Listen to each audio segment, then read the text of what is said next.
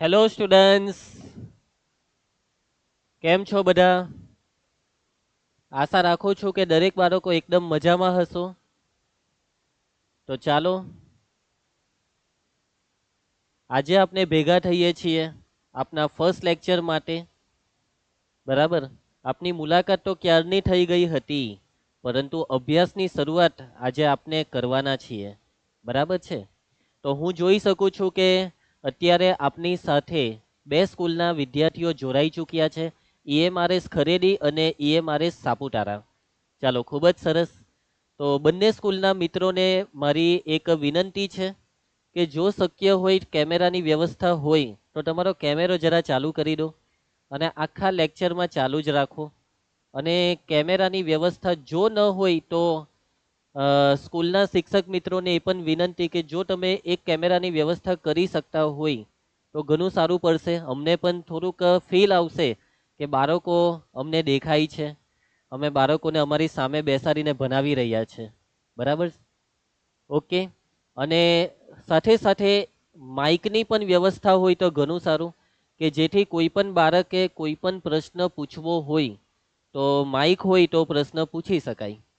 Okay, તો ચાલો હવે જુઓ, આપણો પહેલો લેક્ચર છે તો થોડીક વાતો કરીશ, 5 થી 7 મિનિટ કેટલીક વાતો કરીશ, કેટલીક ઇન્ફોર્મેશન આપીશ.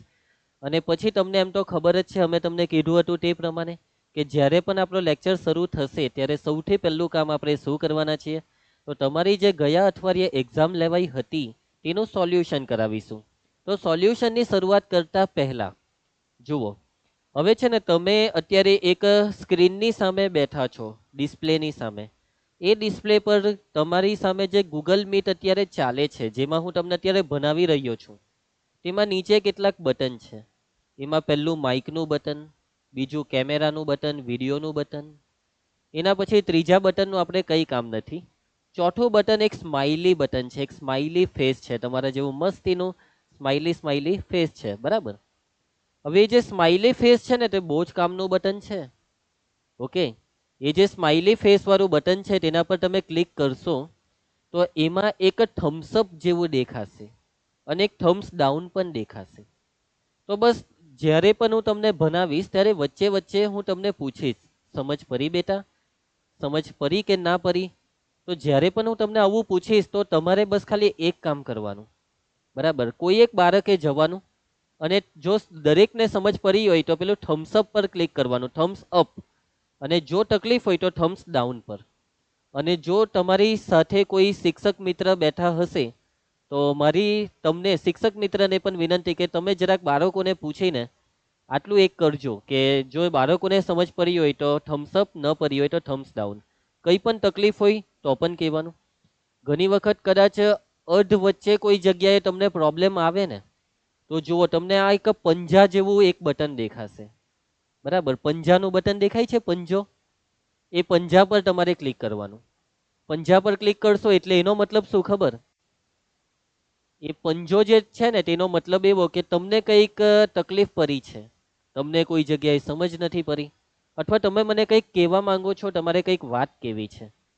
એટલે જ્યારે કંઈ કહેવું હોય ત્યારે પંજા પર ક્લિક કરવાનું. અને જેવી આપણી વાત પૂરી થાય ને ત્યારે પાછું એ જ પંજા પર ક્લિક કરવાનું, એટલે તમે તમારો હાથ મૂકી દીધો. બરાબર, આપણે ઓફલાઈન ક્લાસમાં બેઠા હોય, તમે રોજ તમારા સર ટીચર પાસે ભણો ને ત્યારે તમને કંઈ પણ પૂછવું હોય સર ટીચરને એટલે તમે હાથ ઊંચો કરો.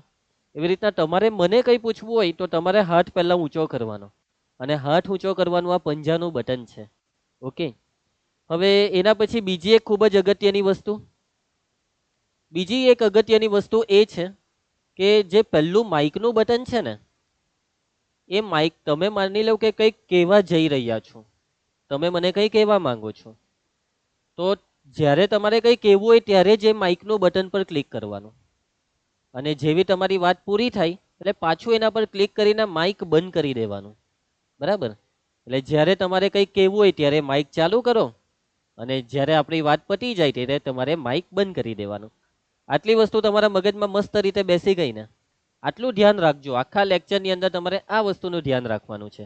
ઓકે, તો ઓકે, તો હું જોઈ શકું છું કે ઈએમઆરએસ સામિયાજી એ જ છે ને નામ? શામલાજી. તો આ સ્કૂલના જે વિદ્યાર્થીઓ છે તેઓ સરસ રીતે મને દેખાઈ રહ્યા છે. મસ્ત કેમેરાની સામે બેઠા છો તમે, એકદમ મસ્ત અડપ વાળીને, એકદમ ડિસિપ્લિનમાં. વાહ, સરસ. તો આ જ રીતે રોજ બેસી જવાનું. ઓકે, તમારો જે 5 વાગ્યાનો સેશન છે, 5 થી 6 1 કલાકનો, રોજ ટાઈમ પર આવવાનું. 5 વાગે ચાલુ થવાનું હોય એટલે 4:55 પહેલા તમારે આવીને બેસી જવાનું, ગોઠવાઈ જવાનું. બરાબર, મસ્ત રીતે બેસી જવાનું. રોજ આવો ને ત્યારે તમારે એક નોટબુક ને એક પેન લઈને આવજો.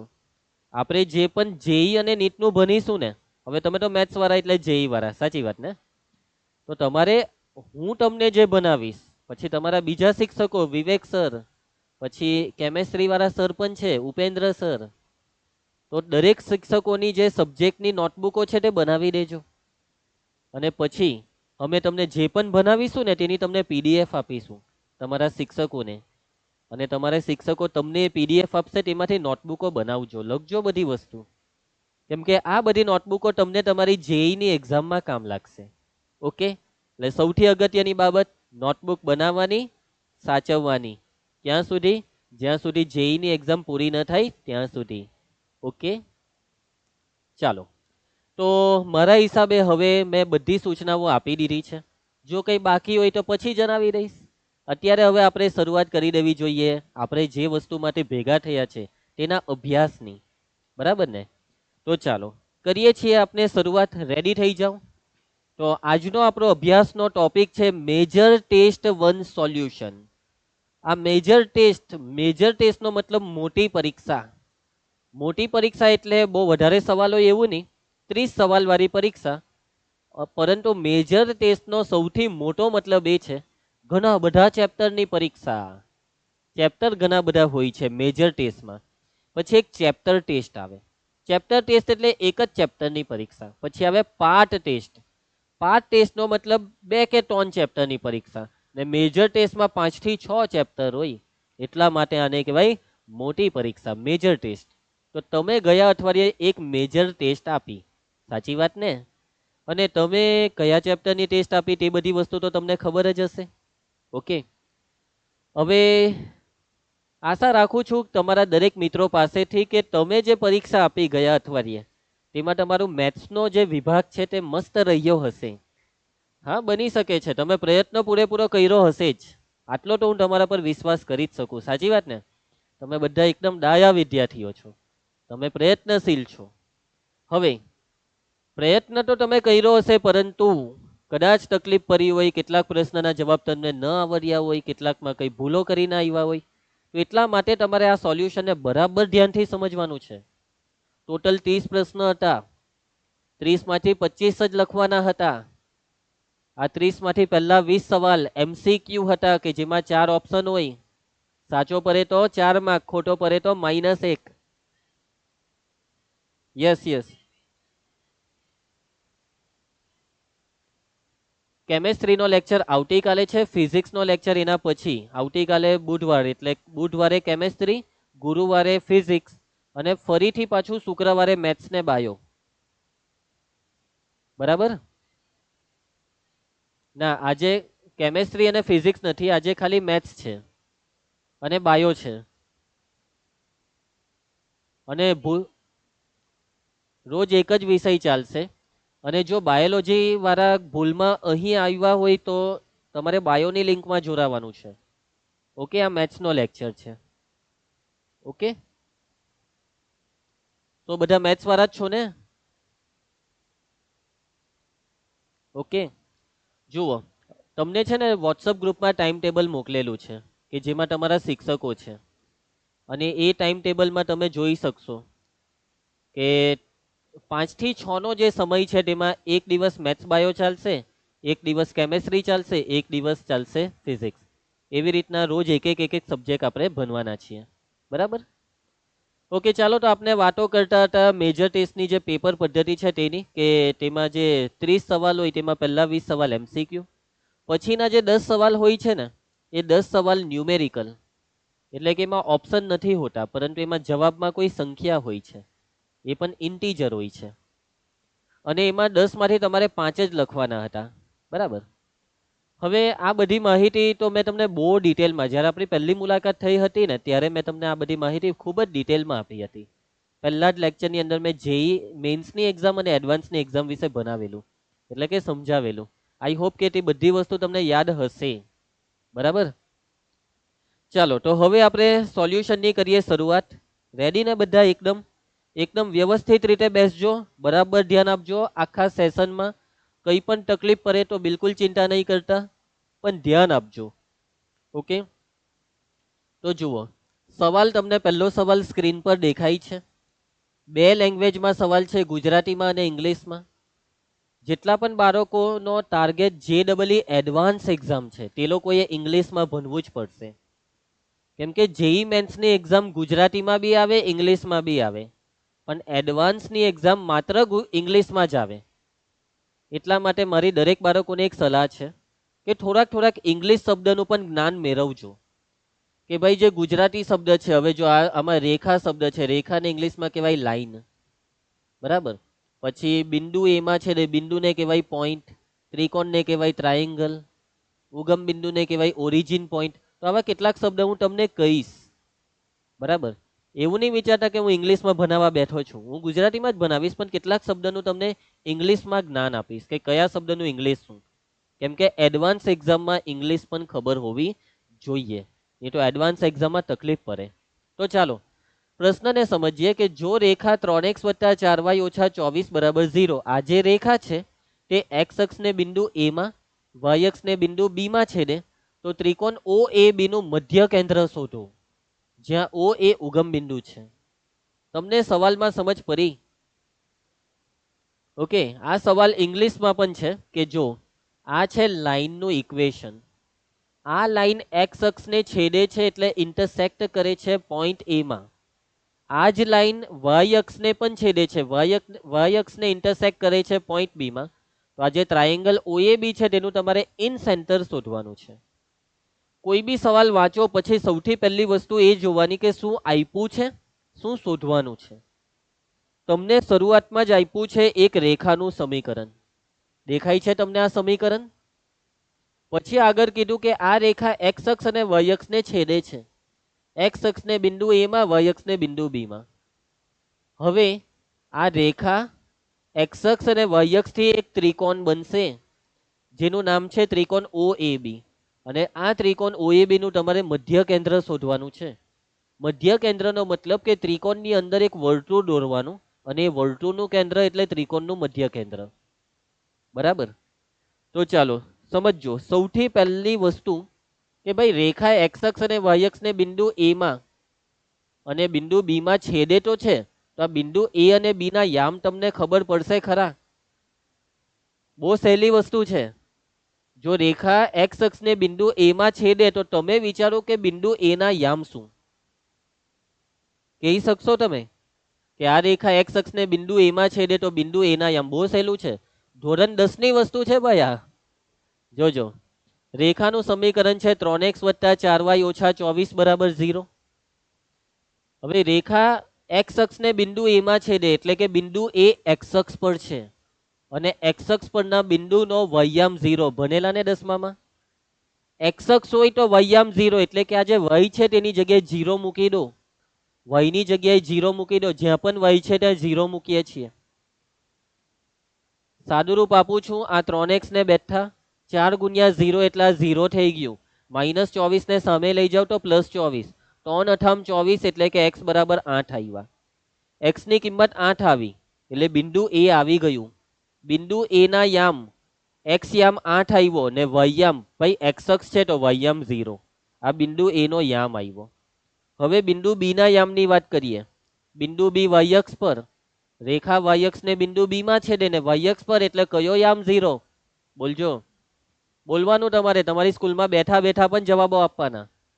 તો y યામ 0, સોરી y અક્ષ છે એટલે x યામ 0. એટલે આ જે સમીકરણ છે ને 3x + 4y - 24 = 0, આમાં x ની જગ્યાએ 0 મૂકીશું કેમ કે y અક્ષ પરના બિંદુનો x યામ 0.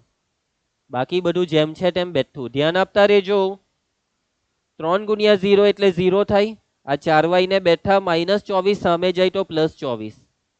4 છંગ 24 એટલે y બરાબર 6 આવ્યા. એટલે કે તમને બિંદુ બી ના યામ મળી ગયા છે. બિંદુ બી નો એક્સ યામ 0 કેમ કે y અક્ષ પર છે. y યામ તમે હમણાં જ શોધ્યો 6. તો બિંદુ એ અને બી ના યામ આવી ગયા છે. હવે દોરવી પડશે આકૃતિ આગળની વસ્તુને સમજવા માટે. આપણે દોરીએ પહેલા એક્સ અક્ષ અને હવે આપણે દોરીએ વાય અક્ષ. આ એક્સ અક્ષ છે, આ વાય અક્ષ છે. હવે આપણે દોરવાની છે રેખા. વાતને સમજો, રેખા એક્સ અક્ષ અને વાય અક્ષને છેદે છે. એક્સ અક્ષને બિંદુ એ માં છેદે છે અને વાય અક્ષને બિંદુ બી માં છેદે છે. ઓકે, તો આ બિંદુ 8,0 આ એક્સ અક્ષ પર ક્યાં આવશે? માની લેવું કે અહીંયા કશે છે આ બિંદુ એ 8,0. એવી રીતના બિંદુ બી 0,6 વાય અક્ષ પર છે, માની લેવો કે અહીંયા કશે છે 0,6. હવે રેખા બિંદુ એ અને બી માંથી પસાર થાય છે, તો કરી દો પસાર રેખાને. તો મેં પસાર કરી દીધી છે આ રેખા. જે રેખાનું સમીકરણ તમને રકમમાં આપેલું છે. બધી વસ્તુને યાદ રાખજો, શું આપેલું છે ને શું શોધવાનું છે.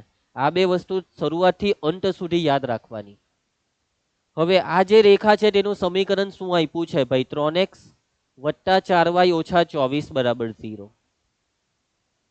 તમને ખૂબ સારી રીતે ખબર છે કે ભાઈ આ છે ઉગમ બિંદુ O. તો હવે તમને એક ત્રિકોણ OAB બનતો દેખાય? આ ત્રિકોણ OAB દેખાયો? આ ત્રિકોણની રકમમાં વાત થઈ રહી છે. શરૂઆતથી તમને ખબર હોવી જોઈએ કે રકમમાં એક ત્રિકોણની પણ વાત કરેલી. ત્રિકોણ OAB આ વચ્ચે છે તે. હવે આ ત્રિકોણ OAB નું મધ્ય કેન્દ્ર શોધવાનું. મધ્ય કેન્દ્રનો મતલબ કે આ ત્રિકોણ OAB ની અંદર એક વર્તુળ છે અને આ જે વર્તુળ છે ને તે ત્રિકોણની ત્રણેય બાજુને સ્પર્શે છે. આ વર્તુળ ત્રિકોણની ત્રણેય બાજુને સ્પર્શે છે. ત્રિકોણની ત્રણેય બાજુને સ્પર્શતું વર્તુળ તે આપણે દોરી દીધું છે. બરાબર છે?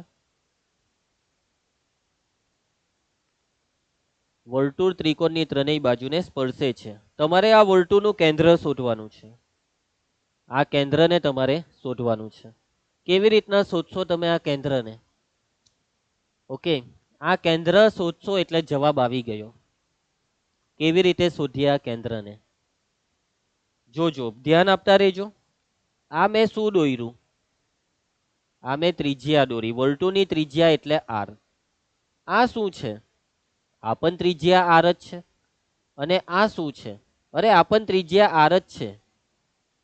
તો હવે તમે સમજી જવા જોઈએ કે ભાઈ આ કેન્દ્રના યામ શું, એક્સ યામ શું અને વાય યામ શું. તમે આ કેન્દ્રના મને યામ કેવો. આટલું માપ r છે એટલે કે કેન્દ્રનો એક્સ યામ r અને આટલું માપ બી r એટલે વાય યામ પણ r. એટલે જે કેન્દ્ર છે તેના યામ r, r.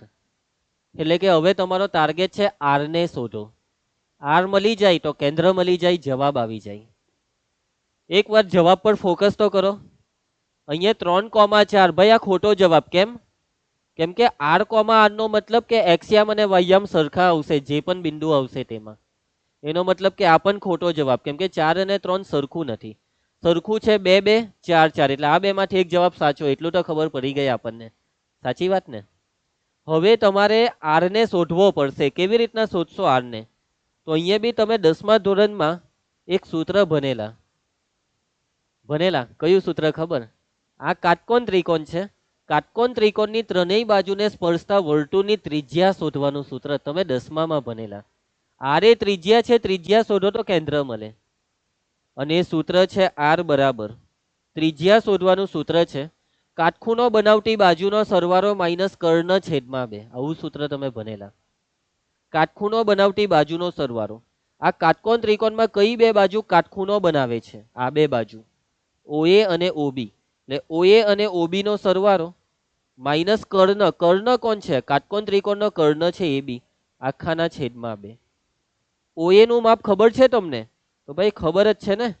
હવે આ 0 થી 8 સુધી એટલે OA નું માપ 8 થયું. OB નું માપ ખબર પડી? આ 0 થી 6 સુધી આનું માપ 6 થયું. અને આ કર્ણ, ભાઈ પાયથાગોરસની ત્રિપુટી ખબર ને કે 6, 8 તો કર્ણ કેટલો થવાનો? આ જે કર્ણ AC છે તે કેટલો થવાનો? ત્રિપુટી 6, 8, 10 ની ત્રિપુટી આવે. આ બધી ત્રિપુટી 10માં આવેલી. બધું 10માનું જ આટો ચાલતું છે લે ભાઈ.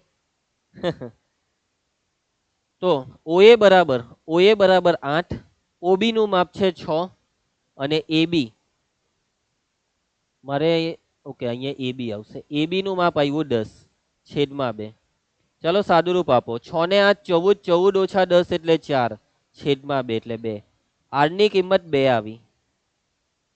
આર ની કિંમત જો 2 આવી હોય તો એનો મતલબ કે આ જે કેન્દ્ર છે તેનો જવાબ 2,2. આ છે આપણો સાચો જવાબ. સમજ પડી તમને આમાં? હા કે ના? એક થમ્સઅપ મોકલવાનું, મેં કીધેલું ને કે કોઈ પણ પ્રશ્ન પૂરો થાય તો સમજ પડે તો એક થમ્સઅપ મોકલજો, અને તકલીફ હોય તો થમ્સ ડાઉન. ચાલો, એમ તો તમારા મને ફેસ દેખાય છે, તો એકવાર તમારો ફેસ એમ ગરું હલાવી દો. સમજ પડી હોય તો હા એમ. લાગે છે સમજ પડી જ છે બધાને. સરસ. ચાલો આગળ વધીએ તો આપણે એના પછીના સવાલ પર જઈએ. તો સેકન્ડ સવાલ જો, શ્રેણિક ચેપ્ટરનો સવાલ આવ્યો છે 12મા ધોરણમાં, ત્રીજું ચેપ્ટર શ્રેણિક. ભઈના છો ને? બહુ સહેલો સવાલ છે. ગુજરાત બોર્ડની પરીક્ષામાં પણ આવી શકે તેટલો સહેલો સવાલ. તો જુઓ, એ અને બી સમાન કક્ષાના સમમિત શ્રેણિક હોય તો નીચેનામાંથી કયું સાચું નથી? આમાંથી કયું સાચું નથી એટલે કે કયું ખોટું છે? દરેક ઓપ્શનને ધ્યાનથી જુઓ. સમમિત શ્રેણિકને ઇંગ્લિશમાં કહેવાય સિમેટ્રિક, શ્રેણિકને કહેવાય મેટ્રિક્સ. સિમેટ્રિક મેટ્રિક્સ એટલે સમમિત શ્રેણિક. આ શબ્દ જરાક યાદ રાખજો. સિમેટ્રિક, સમમિત. પહેલો ઓપ્શન છે કે a પ્લસ બી સમમિત, બીજો છે a માઇનસ બી સમમિત, A B plus B A સમમિત, A B minus B A સમમિત. ભાઈ બધા જ ઓપ્શનમાં સમમિતની જ વાત છે, પણ આમાંથી આ ચારમાંથી કોઈ એક ખોટો છે. ચાલો સોલ્યુશન કરીએ. સૌથી પહેલી વસ્તુ જે આપ્યું છે ને એકવાર પાછું જુઓ. એ અને બી છે સમમિત શ્રેણિક. શ્રેણિક એ અને બી સમમિત છે એનો મતલબ શું થયો ખબર પડી? સમમિત શ્રેણિકની વ્યાખ્યા શું કે? યાદ કરો વ્યાખ્યાને, કે જો શ્રેણિક એ સમમિત હોય તો એનો મતલબ એ ડેશ બરાબર એ. ભઈના છો ને? શ્રેણિક બી સમમિત હોય તો શું લખાય? બી ડેશ બરાબર બી. આ વસ્તુ તમે ભઈના છો શ્રેણિક ચેપ્ટરમાં. ઓકે, ધ્યાન આપતા રહેજો. એ ડેશ એટલે ખબર છે ને? શ્રેણિક એના પરિવર્ત શ્રેણિકને એ ડેશ કહેવાય. પરિવર્તનો મતલબ કે જે હાર છે તે સ્તંભ, અને જે સ્તંભ છે તે હાર બની જાય. ઓકે, ધ્યાન આપતા રહેજો. હવે પહેલા ઓપ્શનને ચેક કરીએ. આપણે ચારે ચાર ઓપ્શનને ચેક કરવાના છે. પહેલો ઓપ્શન છે a પ્લસ બી. કેવી રીતના ખબર પડે a પ્લસ બી સમમિત? કોઈ પણ શ્રેણિક સમમિત છે કે નહીં તે ચેક કરવા માટે તે શ્રેણિકનો ડેશ લેવાનો. ડેશનો જવાબ એ શ્રેણિક પોતે જ આવવો જોઈએ. સમજ પડી? a પ્લસ બી નો ડેશ બરાબર a પ્લસ બી પોતે આવી જાય તો a પ્લસ બી ને સમમિત કહેવાય. હું લઈશ a પ્લસ બી નો ડેશ. કાઉન્સ ખોલીએ તો ડેશને સેપરેટ આપી દેવાનું, એટલે A dash plus B dash. A dash A ના બરાબર છે, બી ડેશ બી ના બરાબર છે. તો જુઓ, a પ્લસ બી નો ડેશ બરાબર a પ્લસ બી આવ્યું. એનો મતલબ a પ્લસ બી સમમિત છે, એટલે આ પહેલું સાચું છે. તમારે શોધવાનું છે કયું ખોટું. સાચું જે છે તે નથી જવાબ, જે ખોટો છે તે છે જવાબ. હવે ઓપ્શન બી ને ચેક કરીએ સેમ આવી રીતના. તો a માઇનસ બી ને સમમિત છે કે નહીં તે ચેક કરવા મેં a માઇનસ બી નો લીધો ડેશ. ડેશ ને કરી સેપરેટ, એટલે a dash minus B dash. a dash બરાબર a છે, બી ડેશ બરાબર બી છે, તો a માઇનસ બી નો ડેશ બરાબર a માઇનસ બી આવ્યું. એનો મતલબ શું થયો ભાઈ? બોલજો તમે. a માઇનસ બી સમમિત થયો ને? હા. એના પછી હવે ત્રીજો ઓપ્શન ચેક કરીએ. તો આપણે ત્રીજા ઓપ્શનમાં છે એ બી પ્લસ બી એ ચેક કરવાનું છે કે શું એ બી પ્લસ બી એ સમમિત થશે. ચેક કરવા માટે એ બી પ્લસ બી એ નો લેવાનો ડેશ. ડેશ ને કરો સેપરેટ, એટલે એ બી નો ડેશ વત્તા બી એ નો ડેશ. શ્રેણિક ચેપ્ટરમાં તમે એક વસ્તુ ભણેલા છો કે આ જે ડેશ છે તેને સેપરેટ કરીએ ને, જો ગુણાકાર હોય ને તો ગુણાકારમાં ક્રમ આગળ પાછળ થાય. એ બી નું બી એ થાય, બી આગળ આવે એ પાછળ ને પછી ડેશ લાગે, એટલે કે બી ડેશ એ ડેશ. બોલો આનું શું થાય? બી એ આખાનો ડેશ. ડેશ ને સેપરેટ કરીએ તો શું થવાનું? A dash B dash. કિંમત મૂકી દો. બી ડેશ બરાબર બી મૂકો, એ ડેશ બરાબર એ મૂકો. એ ડેશ બરાબર એ, બી ડેશ બરાબર બી, એટલે કે બી એ પ્લસ એ બી. બી એ પ્લસ એ બી એટલે જ એ બી પ્લસ બી એ. એનો મતલબ શું થયો ખબર? જેનો ડેશ લીધો એ જ આવ્યો. એ બી પ્લસ બી એ નો ડેશ એ એના બરાબર જ, એટલે આ બી સાચું. ભાઈ પહેલા ત્રણ તો સાચા પડી ગયા લે, તો 100% છેલ્લું ખોટું પડવાનું જ. આ છેલ્લો જવાબ એ સાચો જવાબ નીકળવાનો. છતાં પણ એકવાર ચેક કરીને જોઈ લઈએ કે ખરેખરમાં છેલ્લો જ છે જવાબ. છેલ્લો ઓપ્શન ડી ને ચેક કરીએ. એ બી માઇનસ બી એ સમિત છે, તો ચાલો ડેશ લઈને ખબર પડી જાય. ડેશ ને સેપરેટ કરીએ તો એ બી નો ડેશ માઇનસ બી એ નો ડેશ. હવે આ ડેશ ને સેપરેટ કરો એટલે એ બી ડેશ એ ડેશ લખાય, સાચી વાત ને. પછી આ બી એ નો ડેશ ને એ ડેશ બી ડેશ લખાય. આ બી ડેશ બરાબર બી લખાય, એ ડેશ બરાબર એ ડેશ બી ડેશ ને એ બી લખાય. તો જોવો એ બી માઇનસ બી એ નો ડેશ એના જેટલો આવ્યો ખરો. અહીંયા તો ચિહ્ન બદલાઈ ગયા. પ્લસ એ બી થયું માઇનસ એ બી, માઇનસ બી એ થયું પ્લસ બી એ, ચિહ્ન બદલાઈ ગયા એટલે વિરોધી આવ્યો. તમે આમાંથી માઇનસ કોમન કાઢો એટલે માઇનસ એ બી થઈ જાય પ્લસ બી એ થઈ જાય માઇનસ બી એ. એટલે ડેશ કરવાથી જો વિરોધી આવે તો એને વિસમિત કહેવાય, સમિત ન કહેવાય. એટલે એ બી માઇનસ બી એ વિસમિત છે, એટલે આ જવાબ ખોટો છે. એટલે એ ખોટો જવાબ સાચો છે પણ કે આ વસ્તુ ખોટી છે, એટલે જે ખોટું છે તે શોધવાનું હતું. સમજ પડી તમને? હા કે ના? બોલો, ડોકી હલાવો. પડીને સમજ? ચાલો આગળ વધીએ. તો એના પછી ચાલો નેક્સ્ટ ખતરનાક સવાલ આવી ગયો છે ભાઈ. જોજો, જો એ બી સી એ શૂન્યેતર હોય, શૂન્યેતર નો મતલબ બોલો શું થાય? શૂન્યેતર નો મતલબ, શૂન્યેતર નો મતલબ શૂન્ય સિવાયના. તો આપેલ સમીકરણ સંહતિને શૂન્યેતર ઉકેલ છે. આ છે સમીકરણ સંહતિ. ત્રણ સમીકરણ આપેલા છે જેમાં ત્રણ ચલ એક્સ વાય અને ઝેડ છે. અહીંયા છે ને એક વસ્તુનો સુધારો કરવો પડશે. અહીંયા તગરો નથી, આ ઝેડ આવશે. તમારા પેપરમાં ઝેડ જ હતું, ચિંતા ના કરો. પછી બીજી વસ્તુ કે જોવો, આ એ છે, આ બી છે ને આ સી જે સ્મોલ છે, પણ ભૂલમાં ઓપ્શનમાં કેપિટલ લખાઈ ગયા છે. કેપિટલ એ નહીં, સ્મોલ એ આવે. સ્મોલ બી ને સ્મોલ સી.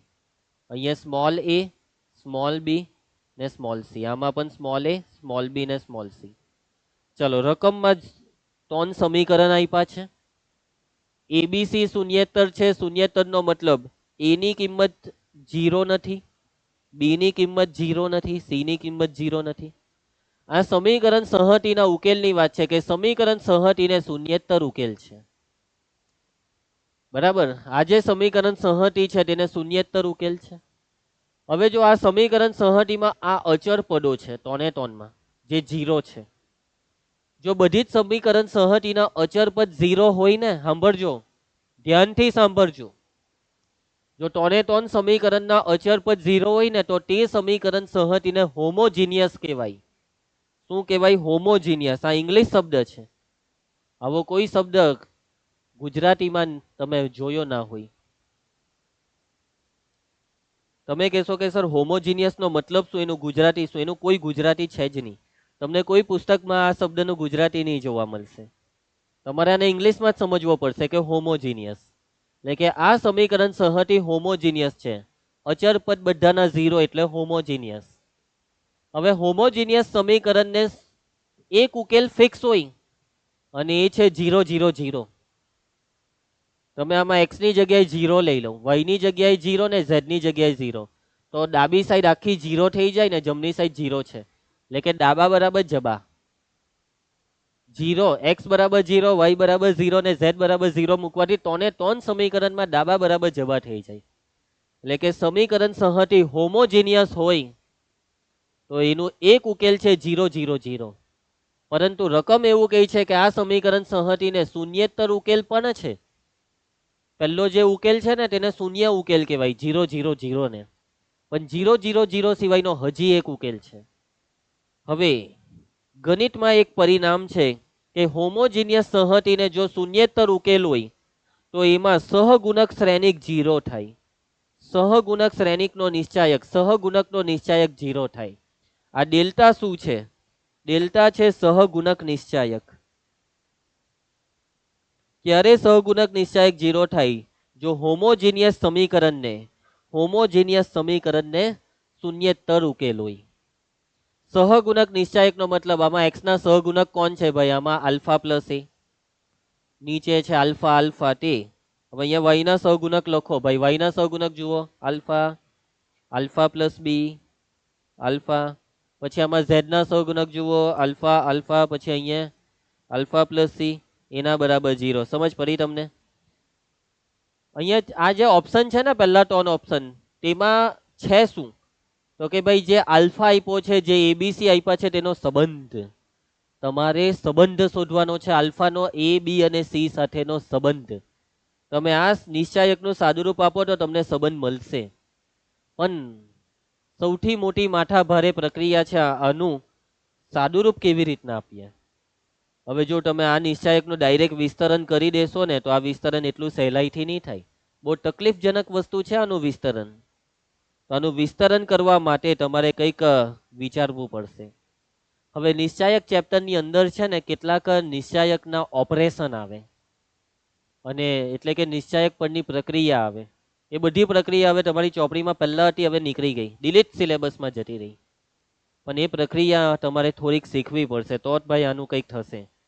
સમજો, નિશ્ચાયકનું વિસ્તરણ જો સહેલાઈથી કરવું હોય ને તો એ નિશ્ચાયકમાં 2 થી 3 મીંડા લાવી દેવું. કઈ બી કરીને મીંડા લાવો. મીંડા આવે તો વિસ્તરણ સહેલાઈથી થાય. તમારે અહીંયા 0 બનાવવાના છે. આ છે મેં તમારે હવે વિચારવાની વસ્તુ કે આમાં 0 લાવીએ કેવી રીતના. હવે અહીંયા જો, અહીંયા આખી પહેલી કોલમને જો, આ પહેલી કોલમ બધે આલ્ફા આલ્ફા બહુ દેખાતા છે. બીજી કોલમમાં બી બધા આલ્ફા બહુ દેખાતા છે. ત્રીજીમાં બી આલ્ફા બહુ દેખાતા છે. તો ચાલો એક કામ કરો, ભાગી કાઢો, આલ્ફા વડે ભાગી કાઢો. આખી પહેલી કોલમને આલ્ફા વડે ભાગી નાખો. શું કરવાના? આલ્ફા વડે ભાગવાના. તમે આ બધાને આલ્ફા વડે ભાગો ને તો અહીંયા આલ્ફા નીકળી જાય, એટલે અહીંયા 1, અને એને બી આલ્ફા વડે ભાગવાનું, એટલે એના છેદમાં આલ્ફા. આ બે આલ્ફાને આલ્ફા વડે ભાગો તો 1 1. એવી રીતના બીજી આખી કોલમને આલ્ફા વડે ભાગો, એટલે અહીંયા 1, આલ્ફાને આલ્ફા વડે ભાગીએ તો 1, બીને આલ્ફા વડે ભાગીએ તો બીના છેદમાં આલ્ફા, આલ્ફાને આલ્ફા વડે ભાગીએ તો 1. એના પછી આ બધાને આલ્ફા વડે ભાગીએ તો 1 1, અહીંયા 1 વત્તા સી ને આલ્ફા વડે ભાગીએ તો સી ના છેદમાં આલ્ફા. ગણિતનો એક નિયમ છે, જેના વડે ભાગીએ તેના વડે ગુણવું પણ પડે. ખાલી ભાગવાથી નહીં ચાલે, ગુણવું બી પડે. તમે પહેલી કોલમને આલ્ફા વડે ભાગી તો 12 આલ્ફા વડે ગુણવાનું. બીજીને આખીને આલ્ફા વડે ભાગી તો 12 હજી એકવાર આલ્ફા વડે ગુણવાનું. ત્રીજીને આલ્ફા વડે ભાગી તો હજી એકવાર આલ્ફા. ને સામે 0 છે, સામે 0 છે. 3 આલ્ફાનો ગુણાકાર બોલજો કેટલો? Alpha cube. હવે આમાં મીંડા બનાવવાનું કામ ઈઝી થઈ ગયું. આપણો ટાર્ગેટ મીંડા લાવવાનો હતો. હવે મીંડા જો હું કેવી રીતના લાવું. હવે તમે છે ને 2 રોની બાદબાકી કરી શકો, કોઈ પણ 2 રોની બાદબાકી, કોઈ પણ 2 કોલમની બાદબાકી. તો જો હું આ પહેલી રો માંથી બીજી રો ને બાદ કરો તો 1 માંથી 1 જાય તો 0, અહીંયા 0 આવી જશે. 1 ઓછા 1 0 થાય ને, 1 0 અહીંયા બી આવશે. 1 માંથી 1 ને બાદ કરીએ તો 0. એટલે પહેલી રો માંથી બીજી રો ને બાદ કરવાના. આ બેવની બાદબાકી, બાદબાકીમાં 1 1 જાય, રહી જાય a ના છેદમાં આલ્ફા. આ બેની બાદબાકીમાં 1 1 ઉડી જાય, પણ બાદબાકીના લીધે આને માઇનસ લાગે, કેમ કે ઉપરવાળામાંથી નીચેનું બાદ થયું ને, એટલે આ થઈ જાય માઇનસ બી બાય આલ્ફા. આ 1 1 ઉડી જાય, 1 ઓછા 1 0 થઈ જાય. હવે બીજીમાંથી ત્રીજીને બાદ કરો, 1 ઓછા 1 0. આ બેની બાદબાકીમાં 1 1 ઉડી જાય, રહી જાય બી ના છેદમાં આલ્ફા. આ બેની બાદબાકીમાં 1 1 ઉડી જાય અને આને માઇનસ લાગી જાય, એટલે માઇનસ સી ના છેદમાં આલ્ફા. આ જે ત્રીજી રો છે ને, ત્રીજી હાર, તે જેમ છે તેમ બેઠી 1 1 ના છેલ્લું બેઠું 1 વત્તા સી ના છેદમાં આલ્ફા, જેના બરાબર 0. સમજ પડી? ધ્યાન આપતા રહેજો. તો આ આલ્ફા ક્યુબ જેમ છે તેમ બેઠો. હવે આ નિશ્ચાયક બહુ ડાયો છે, આમાં 2 0 આવી ગયા છે, એટલે એ તમને ડાયો લાગશે, કેમ કે હવે એનું વિસ્તરણ કરવું સહેલું થઈ ગયું. જેટલા વધારે મીંડા એટલું વિસ્તરણ સહેલું. તો હવે આપણે આનું વિસ્તરણ કરવાના. ચાલો ભાઈ, પહેલી રો ને સાપેક્ષે વિસ્તરણ, તો આ a બાય આલ્ફા બેઠો લખો, પછી કાઉન્સ. આ a બાય આલ્ફા વાળી રો કોલમ ઢાંકી દેવાની, ખબર ને આવું બધું.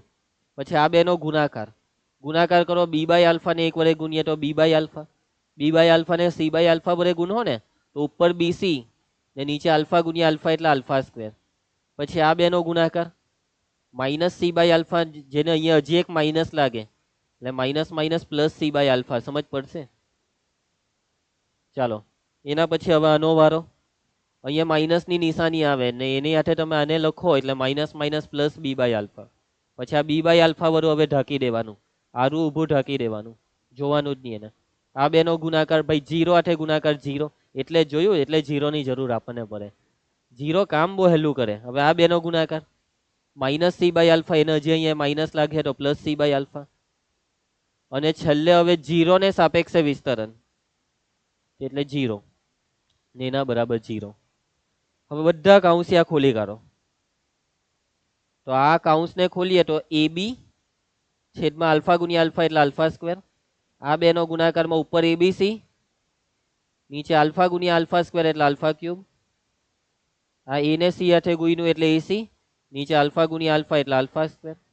આ 0 થઈ ગયું. આ બી બાય આલ્ફા ને સી બાય આલ્ફા હાથે ગુણ્યા તો બીસી ના છેદમાં આલ્ફા સ્ક્વેર, ને છેલ્લે 0 જાય એના બરાબર 0. બરાબર. હવે જોજો, હવે આ કાઉન્સ ખોલો આલ્ફા ક્યુબ વાળો. તો જેવો કાઉન્સ ખોલીએ તો ઉપર એ બી આલ્ફા સ્ક્વેર ઉડી જાય ને ઉપર આલ્ફાની 3 ઘાત છે તેની આલ્ફા થઈ જાય, આલ્ફાની 1 ઘાત વત્તા આલ્ફા ક્યુબ ઉડી જાય એટલે એબીસી. આ બેના ગુણાકારમાં આલ્ફા સ્ક્વેર ઉડી જાય ને આલ્ફા ક્યુબ થઈ જાય આલ્ફા, આલ્ફાને એસી સાથે ગુણીએ તો આલ્ફા ઇન્ટુ એસી. આ બેના ગુણાકારમાં આલ્ફા સ્ક્વેર ઉડી જાય ને આલ્ફા ક્યુબ થઈ જાય આલ્ફા, આલ્ફાને બીસી સાથે ગુણીએ તો આલ્ફા બીસી બરાબર 0. ઓકે. હવે ધ્યાનથી જુઓ આલ્ફા વાળા કેટલા પદ છે. આ 1, આ 2 ને આ 3. એ 3 માંથી આલ્ફાને કોમન કાઢો, કેમ કે ભાઈ આપણે આલ્ફા જોઈએ છે. જો આલ્ફા બરાબર જવાબ લાવવાનો છે.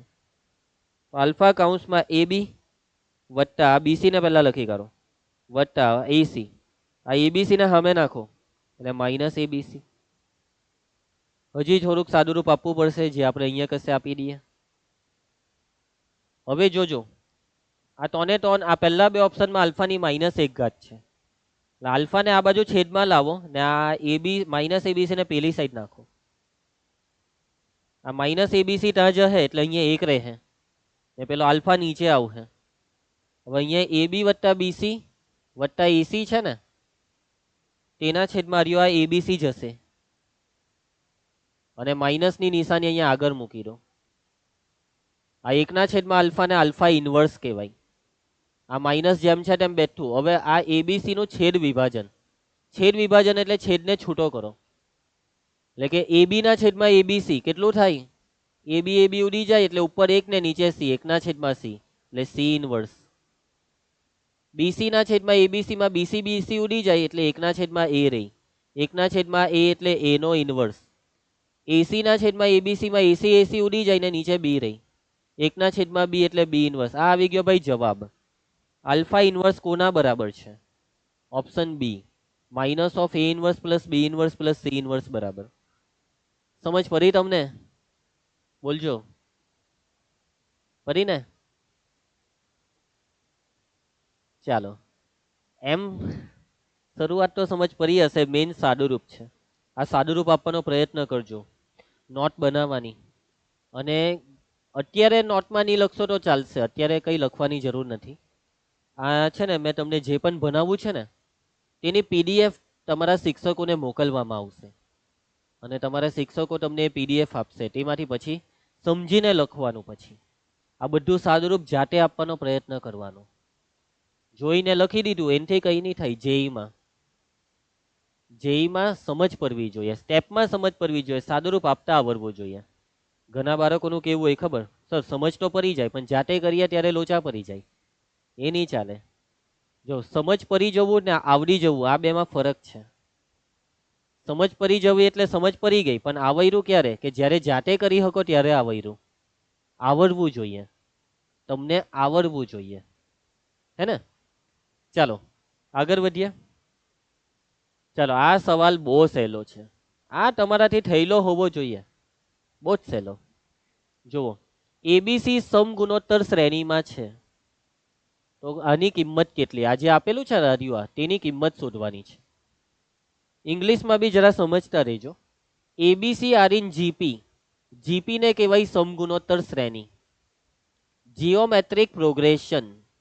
આ છે જીપી નો મતલબ, અને આની કિંમત શોધો. તો ચાલો ભાઈ શોધીએ. વાતને સમજો. એબીસી સમગુણોત્તર શ્રેણીમાં છે, એબીસી જીપી માં છે, સમગુણોત્તર શ્રેણીમાં છે.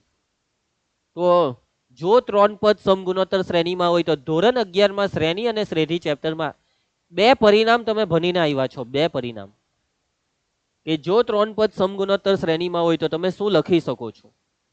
વચ્ચે વાળાનો વર્ગ બરાબર પહેલાનો અને છેલ્લા વાળાનો ગુણાકાર, બી સ્ક્વેર બરાબર એસી. આ પહેલું પરિણામ. અને બીજું પરિણામ કે જો પહેલું પદ એ હોય તો બીજું પદ એ ગુણ્યા આર, ત્રીજું પદ સી એ ગુણ્યા આર સ્ક્વેર. આ સમગુણોત્તર શ્રેણીનું વ્યાપક સ્વરૂપ કે પહેલા પદને આર વડે ગુણીએ તો બીજું, બીજાને આર વડે ગુણીએ તો ત્રીજું.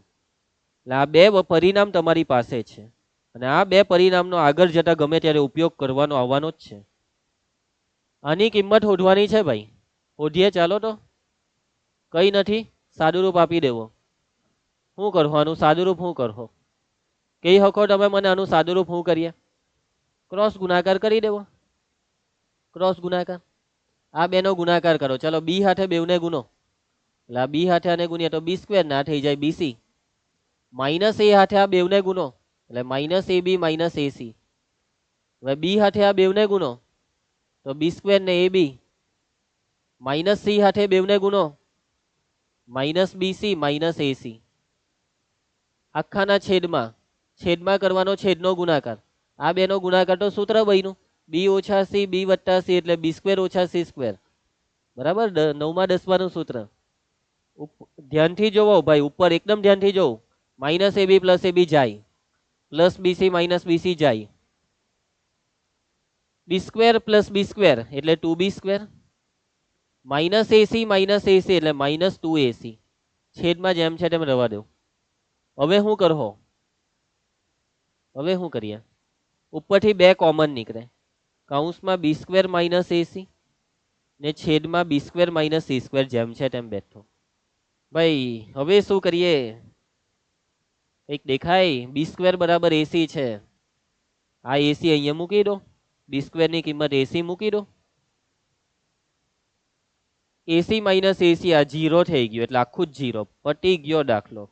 આવી ગયો જવાબ. જવાબ આવ્યો 0. સમજ પડી તમને? સહેલું હતું ને આ તો. આગળ વધીએ તો આપણે. જાગતા છો ને? એનર્જી છે ને તમારામાં ભણવાની? તાકાત રાખજો. હજી છેલ્લી 10 મિનિટ માટે તમારે જીવવાનું છે આ લેક્ચરમાં. ચાલો નેક્સ્ટ. ચાલો ત્રિકોણમિતિ ચેપ્ટરનો મસ્ત મજાનો સવાલ. 11મા ધોરણમાં ત્રિકોણમિતિ તમે મસ્ત ભણ્યા હશો. તો ધ્યાન આપજો. સહેલું જ છે, બસ સાદું રૂપમાં મહેનત છે. આજે તમને રકમ આપી છે ને, બસ આનું સાદું રૂપ આપો અને આ સાદું રૂપનો જવાબ આમાંથી કોના જેટલો થશે તે શોધી કાઢો. પ્રશ્ન એ છે કે સાદું રૂપ કેવી રીતના આપવું? કેવી રીતના આપશો તમે આનું સાદું રૂપ? રકમ એકદમ ધ્યાનથી જોવાની. ભાઈ કોઈ બી દાખલો હોય, કોઈ બી પ્રશ્ન હોય, રકમના થોબડાને એકદમ ધ્યાનથી જોવું પડે અને પછી વિચારવું પડે. આ 4 ઘાત દેખાય, આ 2 ઘાત, અહીંયા બેવની 6 ઘાત. એટલે આ 4 ઘાતનું વિસ્તરણ કરવું પડે. 2 ઘાતનું વિસ્તરણ અહીંયા છે ને, એ આ 6 ઘાત એટલે 2 ઘાતની 3 ઘાત. 2 ટાલી 6 થાય ને. એટલે આ છે સાઇન સ્ક્વેર નો ઘન, પેલો કોસ સ્ક્વેર નો ઘન. આ બધા સૂત્ર મૂકવા પડે. બહુપદીનું સાદું રૂપ છે, બહુપદી વાળું સાદું રૂપ. સમજજો બરાબર. a ઓછા b ની 4 ઘાતનું વિસ્તરણ કેવી રીતે થાય? 4 ઘાતનું તો તમે કહેશો સર કોઈ સૂત્ર નથી, તો કઈ નહીં ને. 4 ઘાતને 2 ઘાતની 2 ઘાત કરી નાખો. 2 દુ 4 થાય ને. એટલે આને લખાય વર્ગનો વર્ગ. એટલે પહેલા વર્ગનું વિસ્તરણ, પછી એમાં જે જવાબ આવે તેનું પાછું વર્ગનું વિસ્તરણ. સમજ પડી તમને વાતમાં? એટલે આ જે છે તેનું સાદું રૂપ લખવા જઈ રહ્યો છું. આ 3 બેઠો, આ જે છે તે વર્ગનો વર્ગ. સાઇન 23 ઓછા કોસ 23 નો જે બી વર્ગ થાય તેનું હવે અહીંયા વિસ્તરણ લખીશ. a ઓછા બી આખાનો વર્ગનું સૂત્ર a વર્ગ ઓછા 2ab વત્તા b વર્ગ.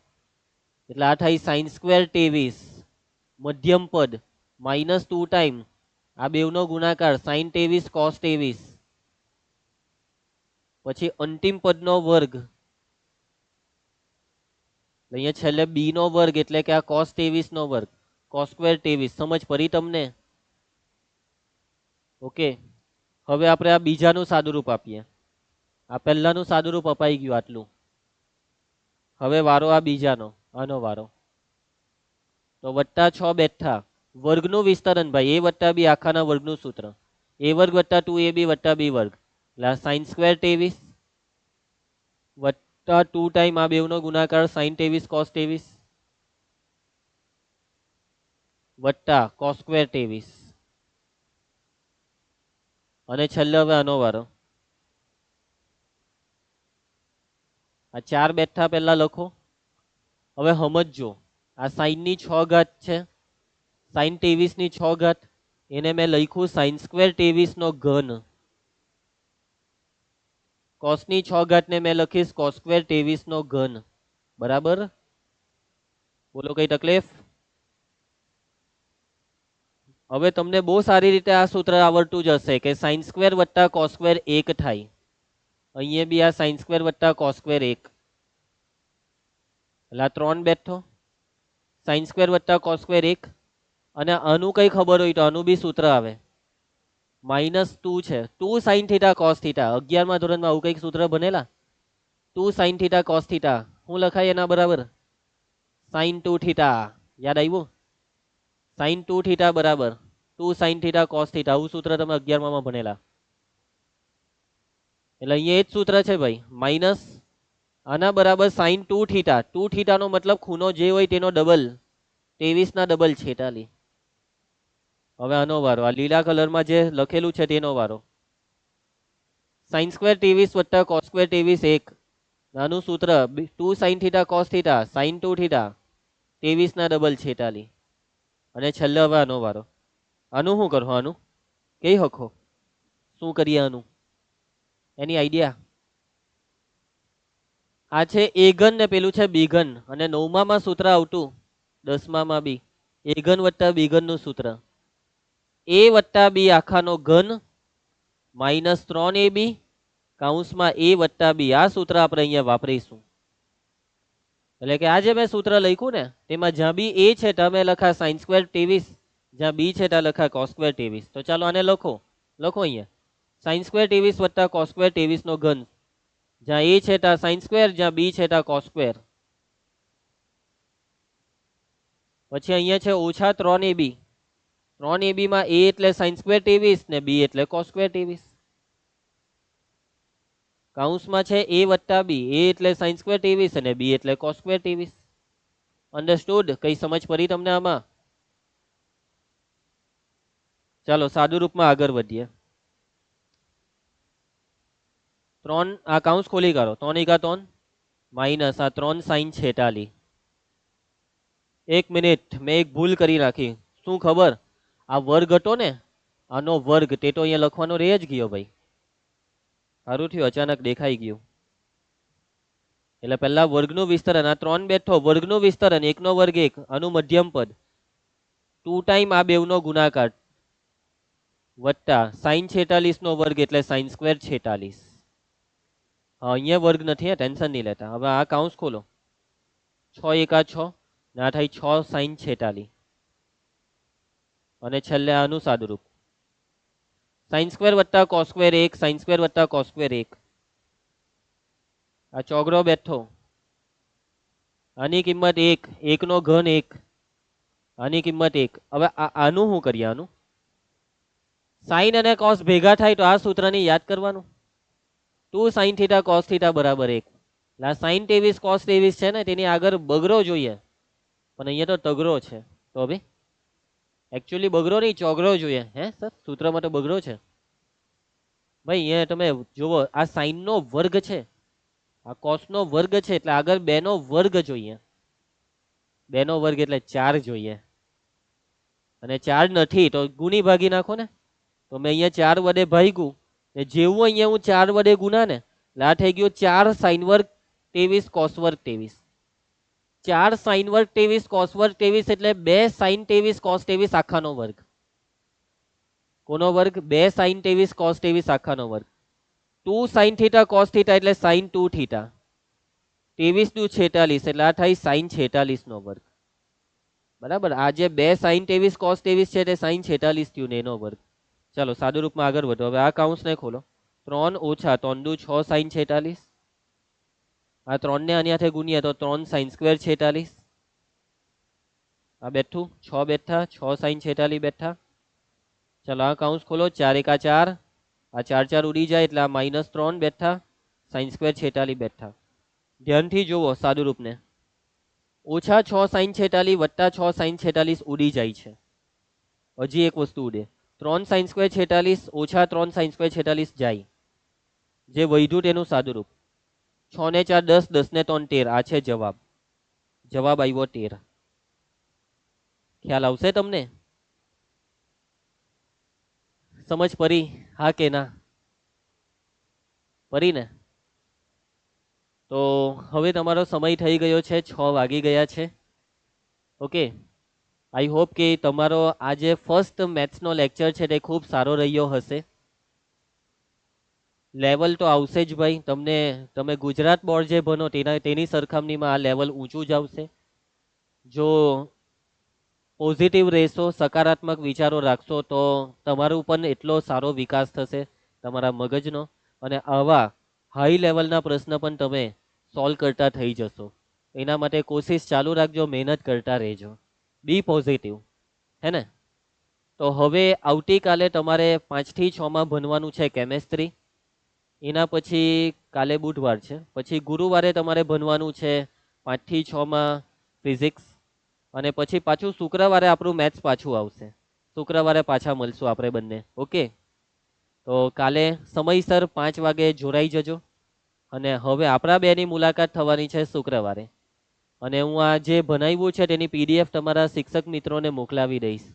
એમાંથી તમે પછી લખી લેજો, સમજી લેજો, અને જાતે કરવાનો એકવાર મસ્ત પ્રયત્ન પણ કરજો. તમને હોમવર્કમાં DPP મળશે, ડેઇલી પ્રેક્ટિસ પ્રોબ્લેમ, કે જે તમારે ઓનલાઈન એટેન્ડ કરવાની. એ બધી માહિતી તમારા વોટ્સઅપ ગ્રુપમાં તમારા શિક્ષક મિત્રોને આપવામાં આવશે. ઓકે, તો ચાલો ભાઈ, સેશનને અહીંયા પૂરો કરીએ છીએ. શુક્રવારે આપણી મુલાકાત થશે. હું આવતીકાલે તમારે આવવાનું છે, હું નહીં હોવા, કેમેસ્ટ્રીના સર હશે અહીંયા. ઓકે, તો મળીએ.